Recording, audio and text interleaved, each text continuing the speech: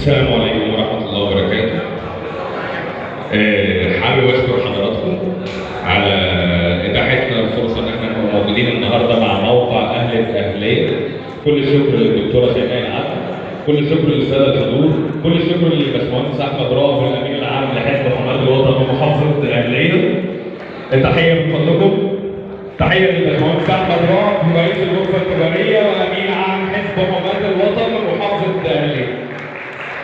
بشكر أسرتي العزيزة، والدي اللي شرفني النهارده، اللي موجود دايما في ظهري وبيدعمني، وأخويا الكبير وكل أسرتي الموجودين معانا النهارده، وبشكر حزب حماة الوطن على إن إحنا دايما بنسعى إن إحنا نخلي حزبنا الموقر يكون في المقدمة دايما.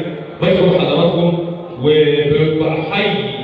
بنحيي أنفسنا الأول بفوز فخامة الرئيس عبد الفتاح السيسي بدورة رئاسية جديدة لعام 2024 حتى عام 2030.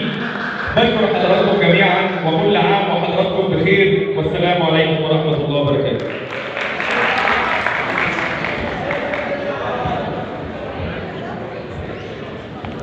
ألف مبروك يا دكتور. شخصية العام لعام 2023 الدكتور السيد محمد علي العربي رئيس مجلس إدارة جمعية منديس الخيرية، فليتفضل.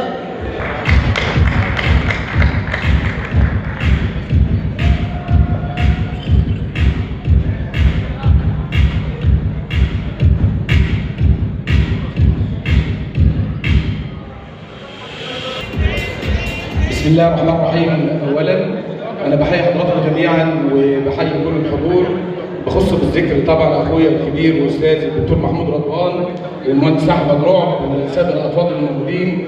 انا تحياتي اولا واخيرا انا باسم جمعيه منديس الخيريه بتميل الأنديب بشكركم جميعا. ألف مبروك يا دكتور. الدكتوره شيماء العدل، يعني الدكتوره شيماء العدل مؤسس اهل الأهلية، كان لها موقف معايا في المجتمع المدني لخدمه مستشفى كورونا.